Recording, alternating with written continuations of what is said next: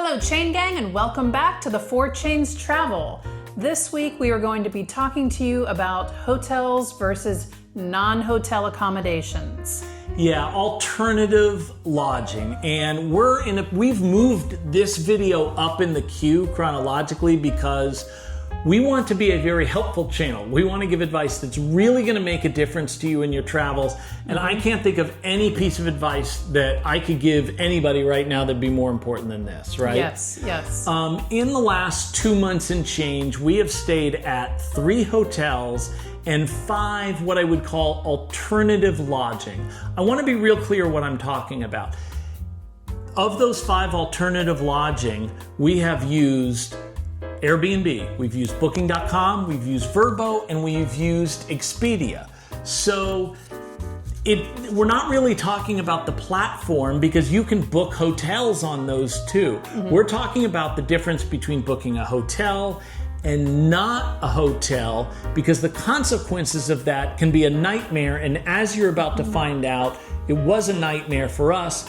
Tell them quickly about the 3 hotels we stayed at. So the first hotel we stayed at was the Holiday Inn Express in London, and there are several there. So we stayed specifically in the Whitechapel location. And if you use your IHG Premier credit card that Angie has, those hotels were actually for free, and that worked out. It was very convenient, no problems. And then Matera. We stayed at L'Infinity dei Sassi in Matera, Italy, which is the stone city that's 10,000 years old. If you don't know about that, please check out that video. That might be been our favorite lodging. It was a cave, but it was a cave that it was a hotel. There were multiple cave rooms to stay in, and that accountability made a difference on that stay. And then we used our American Express Platinum card. We cashed in our free luxury hotel night, and that was awesome. And this was not a planned hotel stay, this third one. We stayed at Biancodonda in Gallipoli, Italy.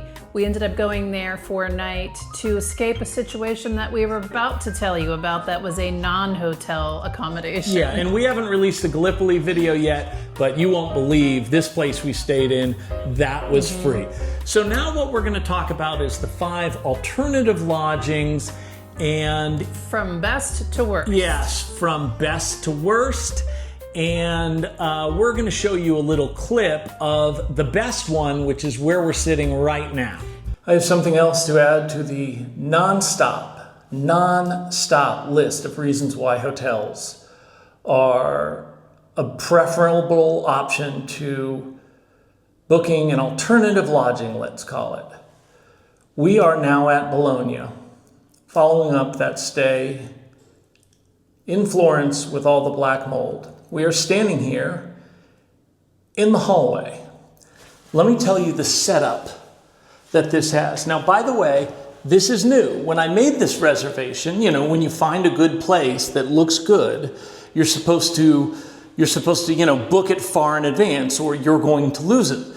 When one of the towns that we had, we selected a list of 6 Airbnbs that would be good for us to stay at, and when we returned to book them, all 6 were gone. We had to go to a whole second tier, so you have to book it early. Since I booked it in the last month, 3 reviewers have all said the same thing. They couldn't get into the building and they had to sit out when it's hot, and it's 88 degrees right now, trying to get in the building, and they sat there for an hour. Now the host says they're coming in 15 minutes. I'm going to show you what the deal is here. There are no keys. It is a series of gates. Now, of course, you could have keys because there is a lock for the keys. This is one of them. You have to download an app just to get in this building, and you watch a video on how to get through. The only reason I'm beyond this gate is because somebody opened the front door for me, and then both of the gates were open. They are no longer open because, they're not supposed to be. And then we get to the front door. I'm going to put on the screen right now, I'm walking to where we were.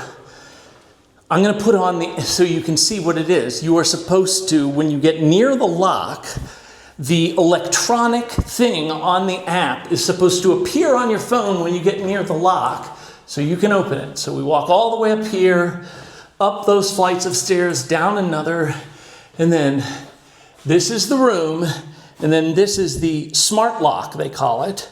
And you're just supposed to touch your phone to that and yay, it opens. All you have to do is have Bluetooth on. Well, I do have Bluetooth on. But the lock, the thing that says it's the lock to appear, this isn't here. So now, after riding on the train and doing all of that stuff to get in Bologna, it's really hot outside and we're very thirsty. Now we're just sitting here waiting for the host to come let us in. 0% chance this would ever happen at a hotel. Now, you may do an Airbnb booking and it might work out perfectly, and that's great. But what I'm saying is, your risk is about 1,000 times greater of something terrible happen that will really put a big damper on your trip. And I have to say, recently, the last 2 people who stayed here actually had a more difficult time getting in, but our experience since then in this place leads me to believe they're going to abandon this electronic entry system because everything else that's been great. It's just been awesome, right? Everything about it's been great, yeah. And I think that, we'll release our video, of course, on Bologna, which we love. Mm-hmm. But the point of it being that, yes, you can do an Airbnb or whatever, and it can work out great. And mm-hmm. that does happen. What this video is about is the experiences that full-time travelers always tend to come to the same conclusion, mm-hmm. that you just need to stick to hotels because of the kind of things that not only can happen, but eventually always do. So this one was the best, the second best. You want to talk about that? The second best was in Ostuni, Italy, yes. which is also an ancient town with incredibly narrow streets and some great properties. That video's out there too. The Eternal White City, Ostuni, mm-hmm. and it was a great location. It was very big. Yes, and something else in common with these first, actually 3 properties we're going to talk about was the responsiveness of the host, and all 3 of these were great. It was great. Yeah, it could have been worse. So Ostuni had a lot of good things about it. However, there were 3 really bad things. One was it was located in the historic district where you were only allowed to drive if you have a permit, which we, of course, didn't have. We had no idea. We drove in there, but I had the most harrowing, tense experience of my entire travel life trying to find a parking space. We are only together today because I had him on Find My Phone and eventually was able to send the property owner's dad to rescue him because we couldn't find him and he had no idea where he was. The streets are very windy. Scary. And I'm going to show you some footage you might be looking at now of me driving through a crowd of people. The footage that you're seeing right now, it was 10 times as thick full of people trying to get out of there, and I'm just losing my mind. In addition to that, the walls were short, so I was banging my head a lot. I found that I actually, even in this place, I bang. I am 6'3", so I'll try not to count that. And then we had a situation where one of the reasons we booked this is it had a washing machine. No places in Italy have dryers. It's an environmental gesture, but you did the laundry, and then we left for the day. What happened? The laundry malfunctioned. We came home after a day of touring around, and our laundry was sitting in about 6 inches of rusty or dirty water. Stagnant. With no way to spin it out or anything. So we had to hand wring every piece of clothing and then string it all over the unit in order to get it sort of dry. It wasn't dry at all. I mean, we ended up taking a bunch of dirty, wet laundry to our next accommodation. Yeah, and it really smelled. Yeah, it was really, really bad. In addition to that, the heater got stuck. And so it was stuck at 89 degrees on the main section. The way we dealt with that is we had to stay out of the main level. We had to close all the doors so we could sleep, so it wouldn't be too hot to sleep. So there was a door that separated the main level, and then you go up the stairs. We were able to shut the door to the stairway that led up to the second level in order to keep the heat from rising up and keeping us up all night. Yeah. From here, it gets really bad. And so our third best accommodation was where? It was in Bari, Italy, and we were actually in this accommodation for a month. If you book accommodations at alternate accommodations from hotels, you'll frequently find that you'll get a better deal if you stay for a month. So we decided to do that. And this accommodation did have a few things going for it. Number one, again, a very responsive host, and that can be great, and it can be horrible. And I think those might even have owned the building, which came in handy. Yeah, she was great. It also was in a great location. It was near the historic center. It was near the university. It was surrounded by bars and restaurants that were all very easily walkable. And it was also very close to the port and the touristy areas where the water is beautiful and it's very scenic. Yeah, so we were able to get a lot of footage from Bari for our purposes, but this really explains the danger of a non-hotel accommodation, because with hotels, it's the same building. There's tons of room. If something goes wrong, they can switch you. And like one of the things that was wrong with the Bari is just rampant mosquitoes. Every single night we were getting bit by and chasing around trying to kill mosquitoes, right? Yes. I mean, yes, like bit in the face. And this was not the only property that this happened at. But anyway. Yeah, and there were other things, like it was equipped for somebody staying there 3 or 4 days, but not a month. So, well, in terms of the kitchen he's referring to, it did have a brand new outfitted kitchen with 2 burners. So 2 burners and no oven. But they just, in terms of the pasta strainer, there were just some things. No pot holders, no colander. Of course, we're eating pasta every single day. We're in Italy. But let's get to what really matters, which is the thinness of the walls. It was not just the walls; it was the noise in general, because there was construction going on in the building right behind the headboard of our bed. In addition to that, there was a complete renovation of a building going on just across the street. Hear that? Those are 2 different constructions. And then there were a couple instances where there were seemingly raves in the courtyard or something. We weren't even sure exactly where the noise was coming from. There's 4 apartment buildings, and they all share the same courtyard. So if anybody's playing loud music or being loud in any way and leaving their windows open, all 4 buildings get blasted. We have yet another construction site. Yep. This is not a joke. This door is closed. The casino right underneath of the unit. And it was bing, bing, bing, bing, bing, bing, bing sounds from the machines in the beginning all night. And we couldn't sleep. We thought it was somebody up playing video games, and then we realized there was a casino right underneath. And a very uncomfortable bed that every time you would get out of it, it would make these loud squeaking noises. So when you get out of the bed, it makes that sound.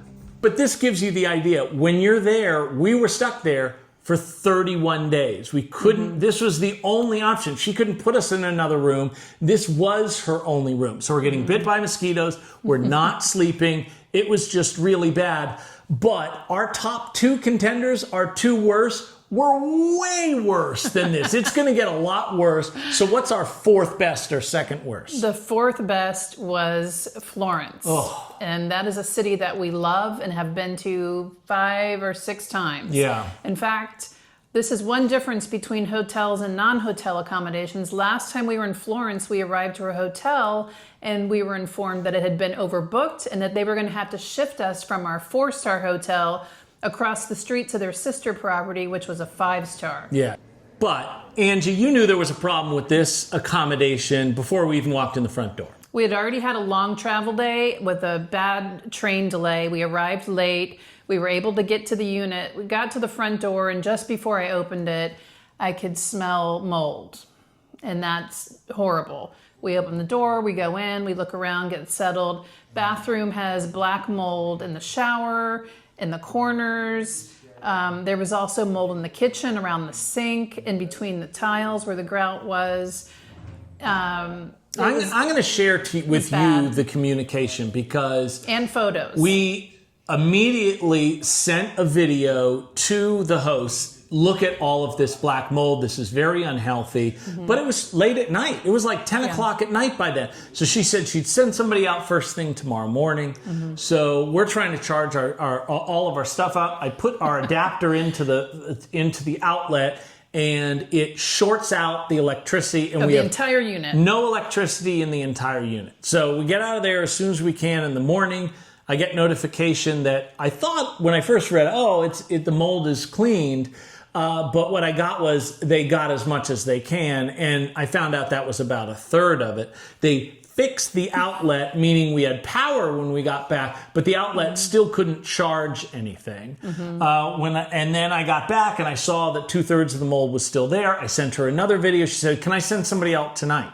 So now, once again, late at night, we want to be sleeping. We're dealing with this situation. She sent somebody out, but he didn't have bleach. That's the only way to kill mold. I volunteered in New Orleans after Katrina and saw a lot of black mold situations, and that's the only time I've seen it worse than this. And he just couldn't fix it, so we were stuck there. This place also had a horrendous mosquito problem. Yeah, there were another just horrendous a mosquito lot of problem. entry points for mosquitoes, and a lot of properties in Italy, and including in the sidewalks, the drainage there holds a little bit of water. So it's just a lot of mosquitoes.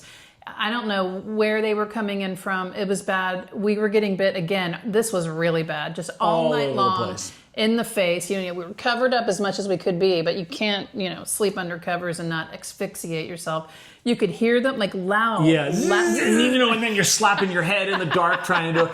So, rampant mosquitoes. We left this unit with multiple dead blood splatters all over the place on the wall because we had killed so many. We thought it was one rampant mosquito. It was a ton of mosquitoes all the time. So then the oven didn't work either. We had to go out and buy a lighter in order to ignite the stove. Yeah, she said, "Oh, well, yeah, you need a lighter." I'm like, "Well, there's no lighter here." And she goes, "Well, you can go buy one."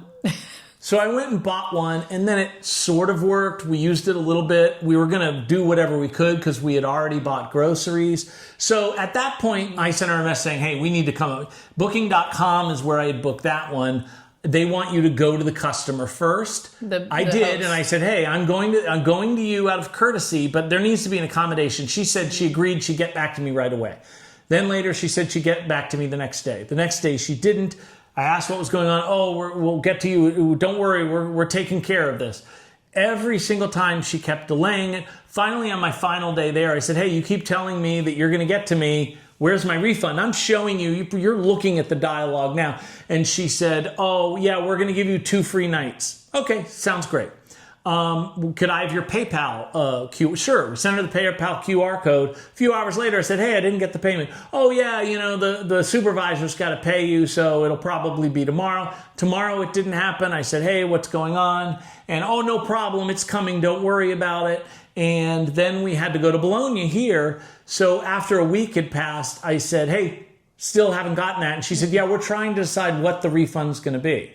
So horrible communication with the host. Horrible. I screenshotted our dialogue and said, "No, you don't have to decide. You already decided and told me," and sent her a screenshot. "You're going to give 2 free days." And she said something that didn't even make grammatical sense. "Oh, sorry, we didn't see that." We didn't see that. You sent it in the thread to me. There was no "you didn't see that." It was from you. And as of now, we still have not gotten the refund. And that wasn't the worst case scenario. Now we're going to talk about the 5th best or the worst. And this is the kind of thing that can happen to you. And keep in mind, all of these stays have happened in the last couple of months.